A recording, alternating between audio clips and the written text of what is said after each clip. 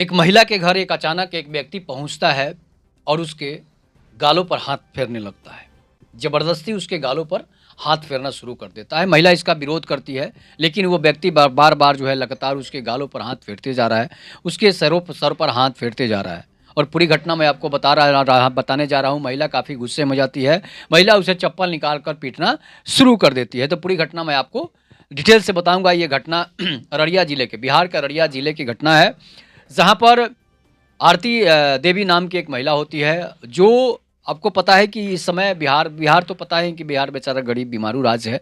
लेकिन धीरे-धीरे नीतीश कुमार की वजह से बिहार अब ठीक हो गया है। उसके बाद भी लोग जो है अपना आदत छोड़ते नहीं हैं। इसमें बीच में क्या होता है कि अररिया ज़िले की एक गाँव की महिला है, आरती देवी जिसका नाम है, और उस वो जो है महिला का पति जो है वो बाहर कहीं प्राइवेट कंपनी में नौकरी करता है। लेकिन महिला नए विचार की है, 24 साल की महिला है और नए विचार की है। उसे पैसों की ज़रूरत पड़ती है और पता ही है कि पैसों के लिए महिलाएँ कुछ भी कर सकती है। यहाँ तक कि रील इंस्टाग्राम वीडियो पर भी आप देख सकते हैं किस तरह से महिलाएँ जो है अपना नंगापन और फुहरपन पेश कर रही है, जिससे लगता है कि समाज में जो है नंगेपन और फुहरपन की आंधी सी आ गई है। तो इस बीच क्या होता है कि आरती देवी जो है वो जो है काफ़ी देखने में सुंदर होती है और उसके बाद जो है आरती देवी को पैसों की लत लग जाती है। वो किसी से अगल-बगल से जो है पैंचा और किस जो है माँगना शुरू कर देती है, सूद पर पैसे लेते रहती है। अब क्या होता है कि आरती देवी को जो है 30,000 रुपए से अधिक जो है कर्जा हो जाता है। और जब 30,000 रुपए से अधिक कर्जा हो जाता है तो गाँव देहात की महिलाओं के लिए,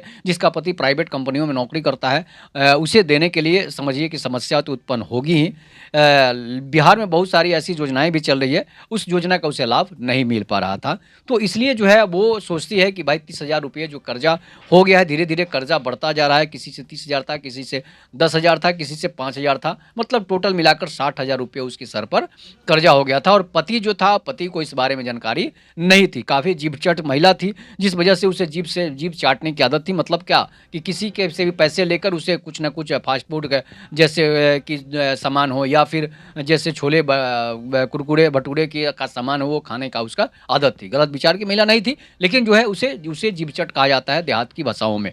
तो आरती देवी जो है जीभ-चट महिला थी, उसे काफ़ी बाहर के सामान खाना पसंद था और नए विचार की थी, नए युग की महिला थी। फिलहाल जो है तत्काल 2-3 साल पहले उसकी शादी भी हुई थी। तो अब क्या होता है कि उसका एक छोटा बच्चा भी था और बच्चा जो है वो अभी ज़्यादा उम्र का था नहीं, 2 साल का बच्चा था।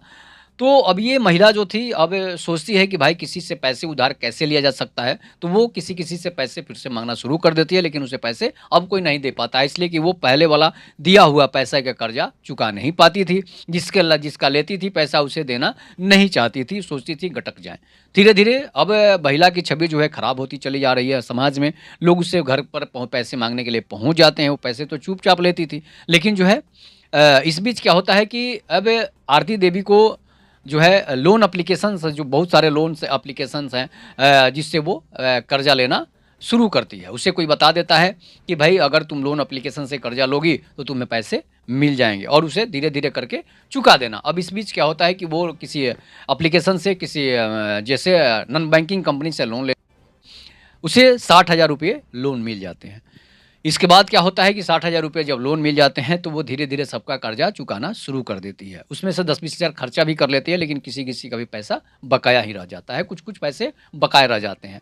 अब जो है, अब ये लोन दिलाने वाला जो था, वो मनीष नाम का एक लड़का था और वो जो उसे किसी नॉन बैंकिंग कंपनी से लोन दिला दिया था। वो एप्लीकेशन से भी लोन ले ली थी 10,000 रुपये, इसके बाद जो है नॉन बैंकिंग कंपनियों से भी लोन ले ली थी। अब लोन वाले तो घर पहुँचेंगे, 1 महीने का समय जब हो जाता है, लोन ले लेती है। अब 60,000 रुपये लोन थोड़ा-सा होता नहीं है।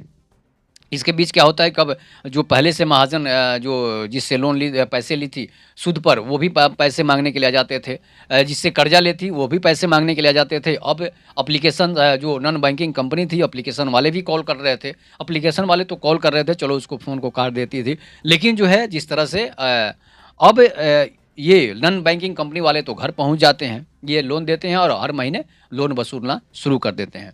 अब मनीष जो है लोन वसूलने वाला होता है, मनीष वहाँ पहुँचता है और महिला से, आरती देवी से बोलता है कि भाई आप हमारा लोन चुका दीजिए।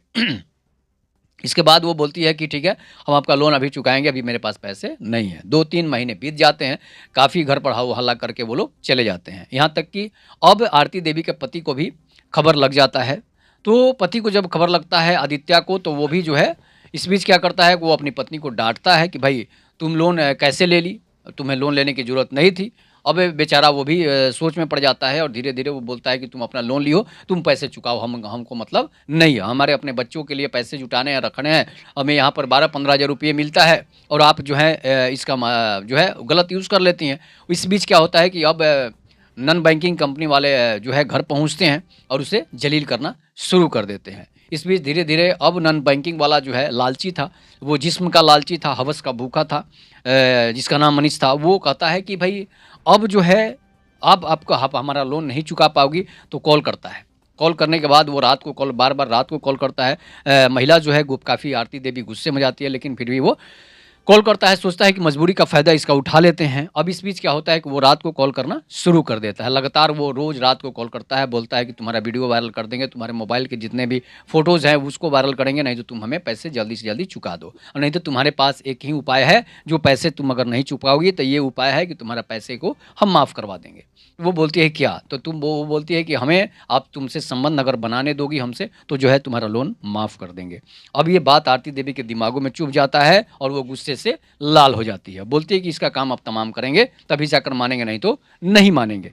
इस बीच क्या होता है कि अब वो लोन वाला जो है बोलता है, घर अचानक पहुँच जाता है शाम को, और जो है शाम को जब घर पहुँचता है तो 3 बजे के करीब बज रहा होगा। बच्चा पढ़ने गया था, घर में कोई था नहीं, अकेले रहती थी।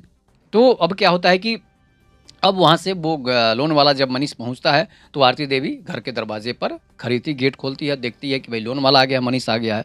बोलती है कि बैठो, तुम पानी-वानी पियो। तब तक वो क्या करता है, उसकी गाल को छूने लगता है कि नहीं, अब हमें पैसे नहीं चाहिए, अब तुम्हारा हमारा जिस्म चाहिए, ऐसे बोलता है। लेकिन वो आरती देवी अब तो गुस्से में पड़ जाती है और सोचती है कभी इसके साथ क्या किया जाए, ये तो उल्टा-सीधा बोल रहा है। उसके गालों को छूने लगता है, उसके होठ लिप्स को छूने लगता है, होठों को छूने लगता है, ज़बरदस्ती करने लगता है। उसे वो ज़बरदस्ती किस करना जो है किस करने के फिराक में लग जाता है कि इसके जल्दी से जल्दी इसका किस किया जाए। लेकिन आरती देवी चालाक थी, चालाक महिला थी, इसी तरह नहीं इसने लोगों को मूर्ख बना कर रखी थी।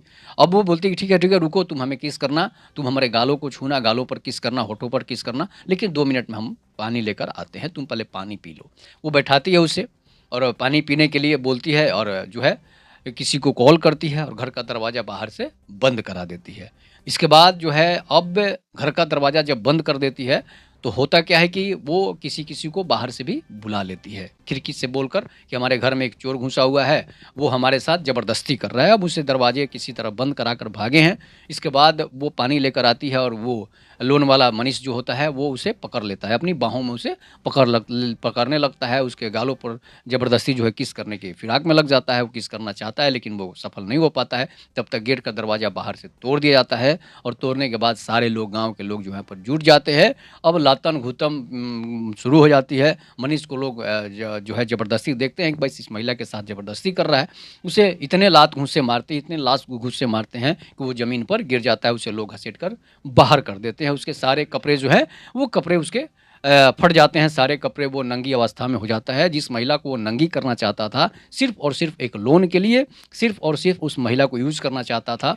बैंक मैनेजर तो वो था नहीं, लेकिन वो लोन मैनेजर था, लोन तहसीलने वाला मैनेजर था। इसके बाद जो है उसके सारे कपड़े फट जाते हैं, उसके काफ़ी लोग वीडियो बना लेते हैं और सोशल मीडिया पर ये वीडियो काफ़ी वायरल हो जाती है। तो वायरल होने के बाद अब वो लज्जित होकर वहाँ से भागता है किसी तरह बचकर। लोग पुलिस को भी खबर करते हैं, पुलिस आती है और पुलिस उसे अरेस्ट करके ले जाती है कि भाई लोन अगर किसी को आप दिए हो तो उसके साथ ज़बरदस्ती नहीं कर सकते हो, उसके गाल को और उसके होठों पर किस करने की नहीं सोच सकते हो। इसलिए आप लोन दिए हो तो लोन ले सकते हो, ठीक है, उसे उल्टा भला बुरा कहकर आप जा सकते हैं, लेकिन लोन के बदले आप किसी का जिस्म नहीं हड़प सकते हैं। तो ये एक बहुत बड़ी खबर थी, बहुत बड़ी घटना थी। ये कहानी आपको कैसी लगी, इस पर आप लोग अपनी प्रतिक्रिया ज़रूर दीजिएगा। तब तक के लिए नमस्कार। जय हिंद, जय भारत, जय श्री राम।